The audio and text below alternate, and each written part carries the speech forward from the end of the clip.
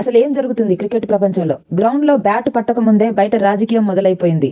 Pakistan cricket board ఇప్పుడు డైనమాలో పడింది. PCB chairman Mohsin Naqvi పెట్టిన కండిషన్ చూస్తుంటే క్రీడల కన్నా పొలిటికల్ పవర్ గేమ్ కనిపిస్తుంది. మా గవర్నమెంట్ చెబితేనే ఆడుతాం, లేదంటే తప్పుకుంటాం అంటూ సంచలన వ్యాఖ్యలు చేశాడు. ఐసీసీ ఇప్పటికే బంగ్లాదేశ్ ను పక్కన పెట్టేసింది. ఇప్పుడు పాకిస్తాన్ కూడా అదే బాటలో నడవబోతుందా?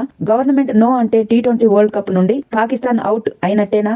ఆడాలా వద్దా అనే నిర్ణయం ఒక క్రీడా సంస్థ చేతిలో ఉండాలి. కానీ ఇక్కడ రాజకీయ పెద్దలు రిమోట్ కంట్రోల్ పట్టుకుంటున్నారు.